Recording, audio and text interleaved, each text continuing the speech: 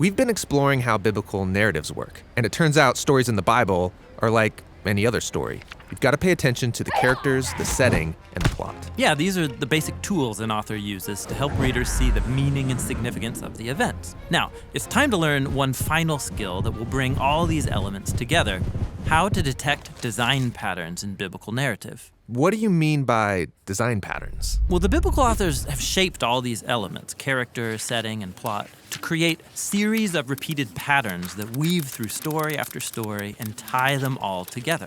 When you notice these patterns, you'll see how different stories across the whole Bible have been coordinated to emphasize key themes. This sounds interesting, but how do you know how to find a biblical pattern? Well, biblical authors do it subtly. The best way to catch on is to watch them embed key words and images that link stories together. Take, for example, one of the main themes of the Bible, the complex and tragic human condition. Okay. So let's start at the beginning, where God is making a really good world. Right, 7 times it says God saw that it was good. So those are clearly important words. Now watch. God appoints 2 characters named Human and Life to rule this world on his behalf, and they're told that everything is good for them to eat. Except for the tree of knowing good and evil. So then the humans doubt God, and in Genesis we read, they see that it's good to take this knowledge for themselves. Then we read, they desire to become wise, and then finally, they take what they want. And everything falls apart. This story is about the human condition. And on its own, it's a really powerful story, but the biblical authors don't leave it there. They turn it into a pattern. It happens again with Abraham and Sarah. God brings them into the promised land, promises them a child. But they don't trust God, they get impatient, and we read the same words. They see their Egyptian slave, they take her and do what is good in their eyes. You get it? Yeah, the stories match. Then you get to Aaron at Mount Sinai, and we read how he sees and then takes the gold of the Israelites to make the golden calf. Or there's the story about Achan, who sees the gold of the Canaanites, he desires it and takes it for himself. This pattern highlights how one person's temptation can create suffering for many people. Exactly. It's just like the story of Saul, where we read that the Israelites see him. They desire him and take him as their king so they can be like all the other nations. And Saul's reign leads them to destruction. Or there's the story of David, which says that he sees Bathsheba, he desires her and then takes her and then kills her husband. And then David's family starts destroying each other. So you see, it's just one basic theme repeated over and over. These stories are all designed to show the temptation pattern. Which is kind of a downer. But the repetition builds up anticipation. Perhaps someone will come and break the pattern. This is why the stories of Jesus have been designed to carry the patterns forward to their climax. Really? Yeah, like what does Jesus say when he's faced with his greatest temptation to avoid dying on the cross? Not my desire, but your desire be done. So the pattern flips, and you have one person resisting temptation, and his suffering provides life for many.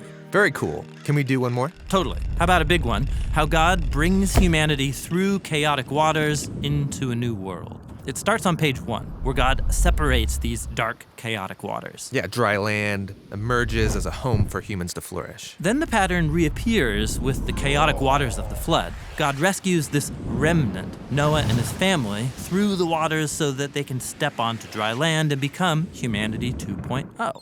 Now, does that basic storyline remind you of anything else? Oh, right, the famous Exodus story. Yeah, exactly.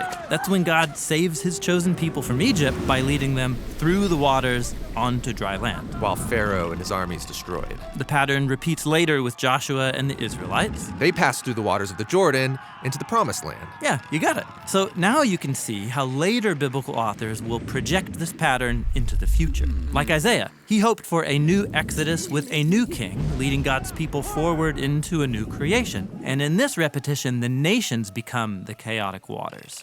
So you can see how combining all these patterns brings us to Jesus. Yeah, notice how all the Gospels highlight that story of Jesus going to the Jordan River. He goes into the waters and back out again. His baptism. That's when God announces that Jesus is his son, who will rescue the world from the chaos of our evil and violence by going into death and out the other side.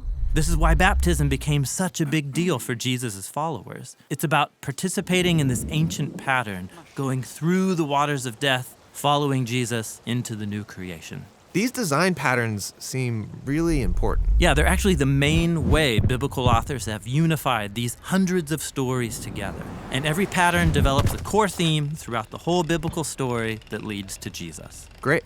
That's biblical narrative, which makes up over 40% of the Bible. Now, another 30% is made up of ancient poetry. And learning to read biblical poetry is what we'll explore in the next videos.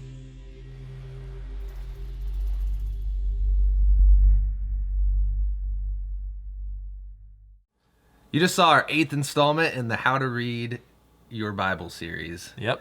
It's not just your Bible. The Bible. The Bible. Our common Bible. And design patterns is something you're particularly jazzed about. That's right. I said jazzed, and I used jazzed hands. Jazz. We're about halfway through. Yes. That was the rest of narrative too. So up next is poetry. Yes. How to read biblical poetry. We've got lots of videos. You can find them all at thebibleproject.com. You guys, we are a crowd-funded nonprofit animation studio, and you can help us make the future videos. Check things out at thebibleproject.com.